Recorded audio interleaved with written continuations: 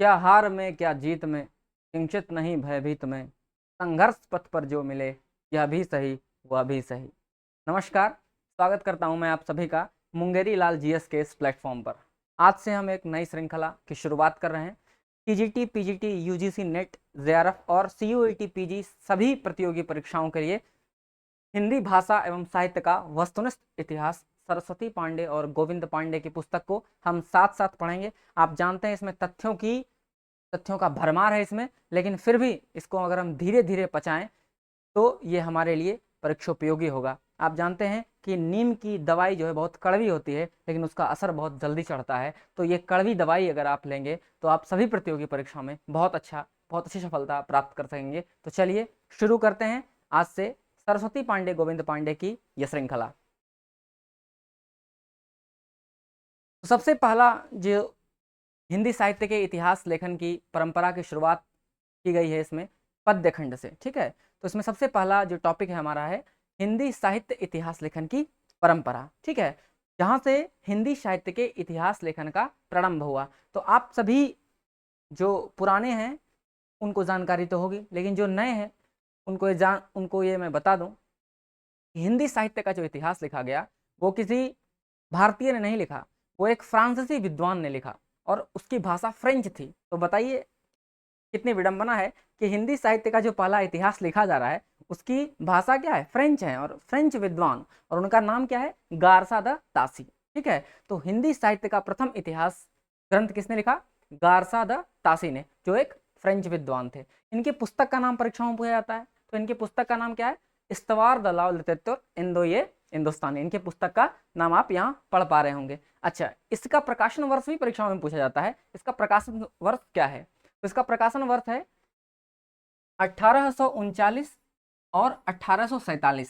आप स्पष्ट पढ़ पा रहे होंगे कि यह पुस्तक दो भागों में विभक्त थी और पहला भाग प्रकाशित हुआ 1839 में और दूसरा भाग प्रकाशित हुआ 1847 में। इसका तृतीय संस्करण भी आया जो 1871 ईस्वी में प्रकाशित हुआ और हाल के ही 2021 की परीक्षा में पूछी गई है। ये प्रश्न पूछा गया कि इस्तवार दलाल उत्तर के द्वितीय संस्करण का प्रकाशन वर्ष क्या है। तो इसका जो सेकंड एडिशन आया वो सबसे पहले तो 3 भागों में प्रकाशित हुआ, और 3 भागों में प्रकाशित हुआ, और कब प्रकाशित हुआ, 1871। ये भी आपको याद रखना है। तो गारसा तासी के बारे में बात याद रखेंगे। इनकी पुस्तक का नाम क्या है, इस्तवार द लॉ लिटरेचर इंडो हिंदुस्तानी। पुस्तक की भाषा क्या है, इसकी भाषा क्या है, फ्रेंच है, ठीक है। इसके बाद देखिए इन्होंने अपने इतिहास ग्रंथ में हिंदी और उर्दू दोनों के कवियों को शामिल किया है, ठीक है। और हिंदी और उर्दू के कवियों को शामिल करने के क्रम में इन्होंने अंग्रेजी वर्णानुक्रम को अपनाया, ठीक है, अंग्रेजी वर्णानुक्रम को अपनाया इन्होंने। उसके बाद देखिए गारसा द तासी के ग्रंथ में कुल कितने कवि हैं, 738 कवि। आप देखिए इनके ग्रंथ में टोटल कवि कितने हैं, 738, और उसमें से हिंदी के कवि कितने हैं, 72 मात्र, ठीक है। तो हिंदी और उर्दू दोनों के कवियों को शामिल किया, लेकिन 738 कवियों में हिंदी के कवियों की संख्या पूछी जाती है तो मात्र 72 जो कवि थे वो हिंदी के थे। तो इस प्रकार से हिंदी साहित्य का पहला इतिहास ग्रंथ क्या हो गया, गारथा अतासिकृत इस्तवार दलाल लिटरेचर इंदो हिंदुस्तानी। आगे बढ़ेंगे। आगे बढ़ने पर आप देखते हैं कि अब फ्रेंच भाषा में लिखी गई। अब जो पुस्तक फ्रेंच भाषा में लिखा गया उसका अनुवाद किया लक्ष्मी सागर वार्ष्णेय नाम के अनुवादक ने, और उन्होंने जो पुस्तक लिखी हिंदुई साहित्य का इतिहास, ठीक है। लक्ष्मी सागर वार्ष्णेय साहब ने इस पुस्तक इस्तवार दलाल लिटरेचर इंदो हिंदुस्तानी का अनुवाद किया हिंदुई साहित्य का इतिहास के नाम से, ठीक है। अब इसमें जो एंदोई और हिंदुस्तानी शब्द है उसमें एंदोई का अर्थ क्या है, एंदोई का अर्थ है हिंदवी या हिंदी, और हिंदुस्तानी का अर्थ क्या है, हिंदुस्तानी का अर्थ क्या है, उर्दू, ठीक है। आप स्पष्ट देख पा रहे होंगे। उसके बाद देखिए सबसे पहला तो क्या हुआ, सबसे पहला इतिहास ग्रंथ लिखने का श्रेय किसको चला गया, गारसा द तासी को, और इसकी भाषा क्या थी, फ्रेंच, ठीक है।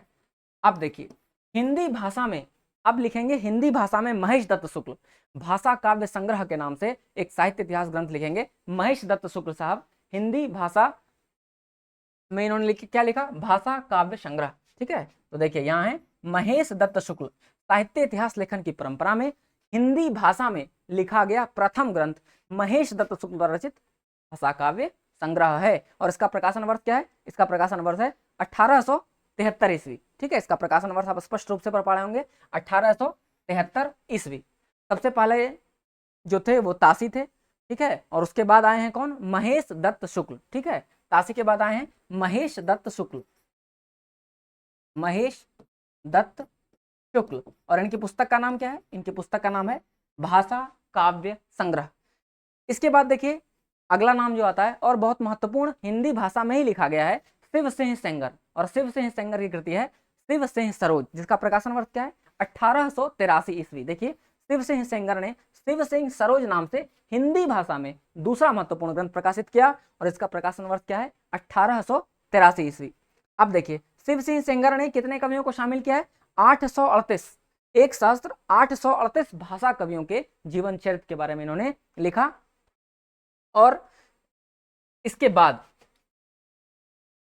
शिव सिंह सेंगर, शिव सिंह सेंगर, अंत में मैं पूरे लेक्चर का एक ट्रिक आपको जरूर बताऊंगा।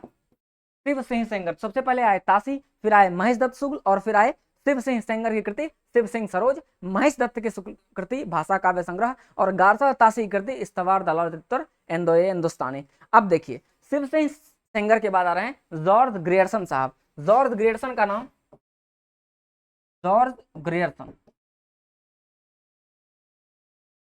ग्रियर्सन के बारे में देखिए कौन कौन सी जानकारी दी गई है। सन 1888 में, ध्यान देने की बात है, प्रकाशन वर्ष आपको पता चलेगा 1888, एशियाटिक सोसाइटी ऑफ बंगाल के पत्रिका के विशेषांक के रूप में ये modern vernacular literature of Hindustan प्रकाशित हुआ। तो एशियाटिक सोसाइटी ऑफ बंगाल के तत्वाधान में इसके पत्रिका के विशेषांक में 1888 ईस्वी, आपको ईस्वी सन भी याद रखना है इसका, ठीक है, 1888 ईस्वी में modern vernacular literature of Hindustan का क्या हुआ, प्रकाशन हुआ। आगे बढ़ते हैं। ग्रियर्सन द्वारा रचित ये जो इतिहास ग्रंथ है, इसमें क्या है, ये सच्चे अर्थों में, ये देखिए ये सच्चे अर्थों में हिंदी का साहित्य का पहला इतिहास ग्रंथ है। प्रश्न पूछा जाता है हिंदी साहित्य का इतिहास, सच्चे अर्थों में हिंदी साहित्य का इतिहास ग्रंथ किसने लिखा, तो वहां पर कौन होगा, वहां पर तासी नहीं होंगे, वहां होंगे ग्रियर्सन साहब, ठीक है। अब क्यों ऐसा है, देखिए आगे आपको पता चलेगा। इन्होंने 952 कवियों को शामिल किया है।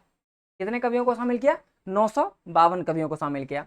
डॉक्टर किशोरी लाल गुप्त, अब देखिए तासी के इतिहास ग्रंथ इस्तवार दलाल लित्युत्तर एंदोए हिंदुस्तानी का हिंदी अनुवाद लक्ष्मी सागर वाषणे ने किया, और ग्रियर्सन साहब की पुस्तक का हिंदी अनुवाद किया किशोरी लाल गुप्त ने, और क्या कहा, हिंदी साहित्य का प्रथम इतिहास। देखिए किशोरी लाल गुप्त ने the modern vernacular literature of Hindustan का हिंदी साहित्य का प्रथम इतिहास शीर्षक से अनुवाद किया, जिसका प्रकाशन वर्ष 1957 है।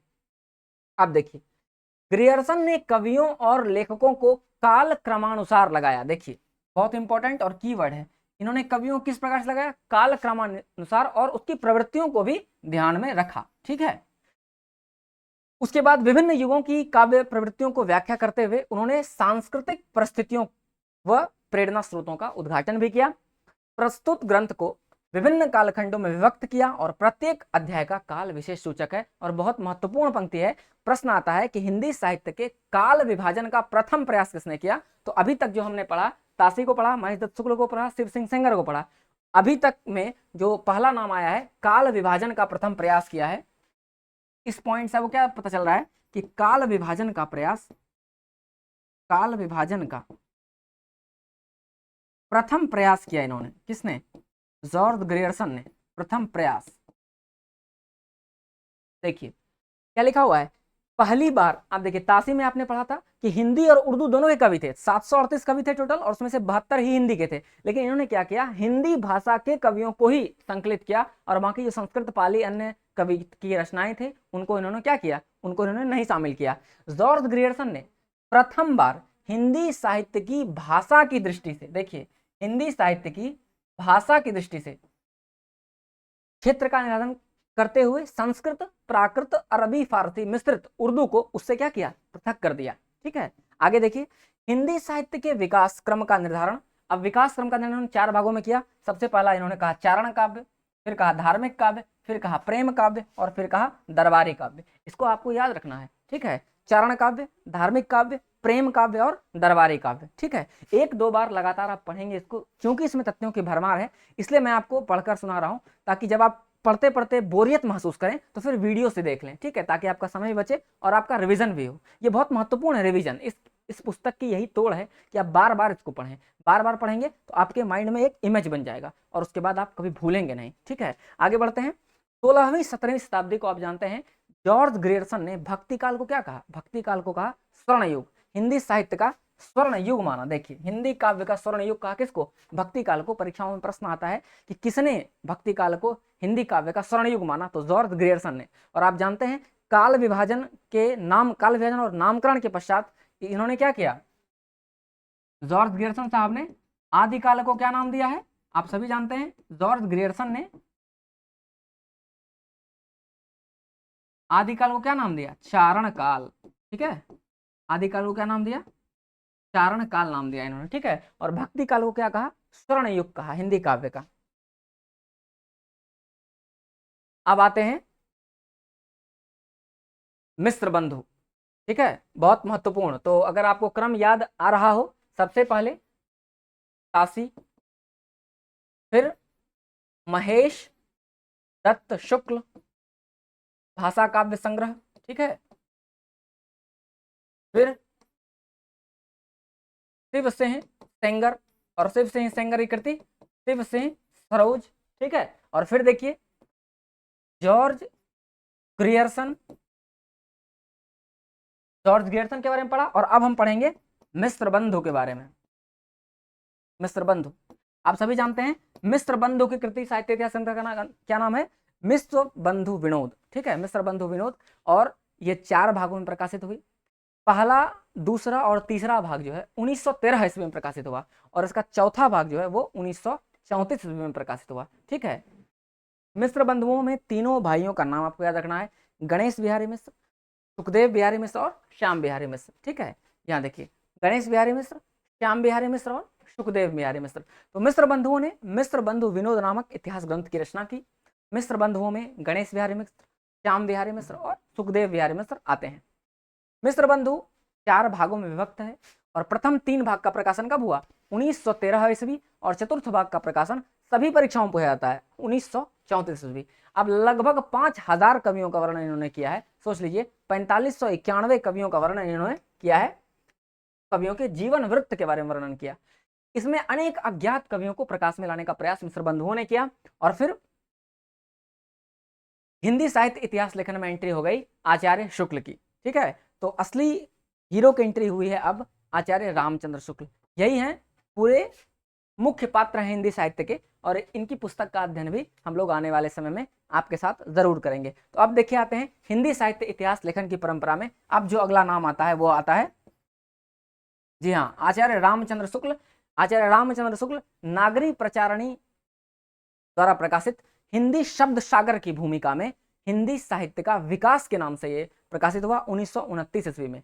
आप एक चीज याद रखेंगे, पूछा जाता है कि हिंदी शब्द सागर, ये जो है शब्द सागर, इसका संपादन का नाम भी पूछा जाता है, संपादक का नाम। ठीक है, और ये पूछा जाता है कि किस नाम से हिंदी शब्द सागर की भूमिका में प्रकाशित हुआ? तो हिंदी साहित्य का विकास इस नाम से प्रकाशित हुआ। और इनके इतिहास ग्रंथ का नाम अगर पूछेगा तो हिंदी साहित्य का इतिहास, प्रकाशन वर्ष अगर पूछा जाए तो 1929 ईस्वी। ठीक है, हिंदी साहित्य में इन्होंने कितने कवियों का वर्णन किया? 1000 कवि। देखिए यहाँ पर 1000 कवियों का वर्णन इन्होंने किया है अभी तक। ठीक है, शुक्ल जी ने कितने कवियों का वर्णन किया? 1000 कवि। ठीक है, मिस्र बंधुओं ने 4591 कवि का वर्णन किया है। ठीक है, गारसा अतासी ने 738 कवियों का वर्णन कर दिया। ठीक है, ग्रियर्सन ने 952 कवियों का वर्णन किया। शिव सिंह सेंगर ने 838 कवियों का वर्णन किया। अब इस प्रकार से अगर आपको याद हो जाए तो समझिए आप स्पष्ट रूप से याद कर पाने में सक्षम है। तो सरस्वती पांडे, गोविंद पांडे की ये सीरीज मैं आपके साथ कंटिन्यू करूंगा। मैं आपको कुछ अपने नोट्स दिखा दे रहा हूं जिससे आपको अनुमान लग जाए कि इस पुस्तक को आप किस प्रकार से पढ़ेंगे। और एक ये पुस्तक अपने आप में नोट फॉर्म में है, पर सिर्फ कीवर्ड जब आप लिखते हैं अपने नोट्स में तो और संक्षिप्त हो जाता है वो। ठीक है, तो मैं आपको अभी दिखाना चाहता हूँ। देखिए ये मेरे नोट्स हैं। जैसे कि सबसे पहला नाम क्या आता है? तासी का। और तासी के बारे में मैं 4-5 बातें लिख दिया कि इनके ग्रंथ का नाम है क्या? इस्तवार हिंदुस्तानी। इसका अनुवाद किसने किया? लक्ष्मी सागर वार्ष्णेय ने किया। भाषा फ्रेंच थी। 738 कवि थे, 72 हिंदी के थे। प्रथम भाग का प्रकाशन 1839 और 1847 में हुआ। तृतीय संस्करण का प्रकाशन 3 भाग में 1871 में हुआ। देखिए एक ही पंक्ति में ग्रेजुएशन संबंधित सारी बातें हमारी, ताशी संबंधित सारी बातें आ गई। फिर आते हैं महेश दत्त शुक्ल, हिंदी भाषा में इन्होंने इतिहास ग्रंथ लिखा और नाम क्या रखा, भाषा काव्य संग्रह। फिर आए शिव सिंह सेंगर, शिव सिंह सरोज, प्रकाशन वर्ष 1883 और 838 कवियों के बारे में लिखा। आप देखिए 738 लिखा ताशी और 100 बढ़ जाइएगा तो 838 हो जाएगा, याद कर लीजिए आराम से, ठीक है। फिर आते हैं ग्रियर्सन साहब की एंट्री होती है और इनके पुस्तक का नाम जानते हैं the modern vernacular literature of Hindustan, जो कहाँ छपी थी, एशियाटिक सोसाइटी ऑफ बंगाल के पत्रिका में छपी और इसका प्रकाशन वर्ष मैंने लिखा है 1888। फिर सच्चे अर्थों में ये हिंदी साहित्य का इतिहास ग्रंथ माना गया, 952 कवि इसमें है और काल विभाजन का प्रथम प्रयास किया, 11 खंडों में बांटा, आदि काल को चरण का, भक्ति काल को स्वर्ण युग कहा। देखिए इस प्रकार से मैं नोट्स बनाए हैं। फिर देखिए गारसा ताशी के बारे में, गारसा ताशी के बारे में 10 पॉइंट मैंने लिखे हैं, इससे अधिक परीक्षा में पूछे ही नहीं जाते हैं। अगर इस 10 पॉइंट को मैं बार बार परीक्षाओं में इसी 10 पॉइंट को पढ़कर जाता हूँ, ठीक है। देखिए जैसे ताशी के बारे में है, हिंदी साहित्य इतिहास लिखने का सबसे पहला प्रयास किसने किया, ताशी ने किया। इनके पुस्तक का नाम क्या है, इस्तवार दलालतुर हिंदुस्तानी। फिर देखिए इसकी भाषा क्या थी, इसकी भाषा थी फ्रेंच, 2 भागों में लिखा गया। अब देखिए सेकंड एडिशन 1871 ईस्वी में पेरिस में मुद्रित हुआ, हिंदी और उर्दू दोनों के कवि शामिल थे, अंग्रेजी वर्ण क्रमानुसार फॉलो किया गया, 738 में से 72 कवि हिंदी के थे और अनुवाद किया लक्ष्मी सागर वासणे ने, ठीक है। इसके बाद देखिए मिस्र बंधु विनोद, 3 भाई गणेश, श्याम और सुखदेव, प्रथम 3 भाग 1913, चतुर्थ भाग 1934 और 4551 कवि। और फिर आए आचार्य रामचंद्र शुक्ल, जिनके बारे में हम विस्तार से पढ़ेंगे अगली वीडियो में। हिंदी साहित्य का इतिहास 1929 ईस्वी, जो कहाँ प्रकाशित हुई, नागरी प्रचारणी सभा के हिंदी शब्द सागर की भूमिका में हिंदी साहित्य के इतिहास के नाम से 1929 ईस्वी में, हिंदी साहित्य के विकास के नाम से। और इसमें लगभग इन्होंने कितने कवियों का वर्णन किया, तो 1000 कवियों का वर्णन किया, ठीक है। तो आज हमने जितना पढ़ा उसको मैं एक ट्रिक के माध्यम से आपको बता दूं। ट्रिक क्या है, ट्रिक है TMS और GMS। आज जो हमने ये पूरा क्लास आपके समक्ष प्रस्तुत किया, इन 3-6 वर्ड में मैंने समेट दिया। तो T4 हो गए कौन, गारसा द ताशी।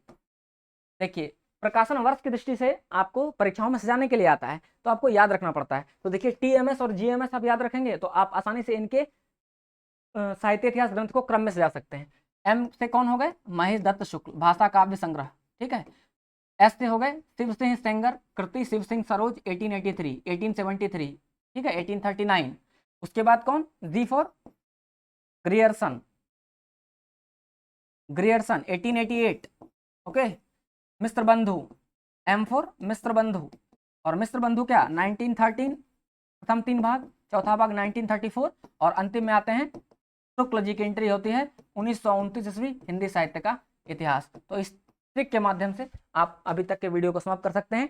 TMS और GMS ये साथ लेकर जाइए। आज के लिए इतना ही। आप जरूर कमेंट बॉक्स में लिखिए आपको श्रृंखला चाहिए कि नहीं। आज के लिए इतना ही, धन्यवाद।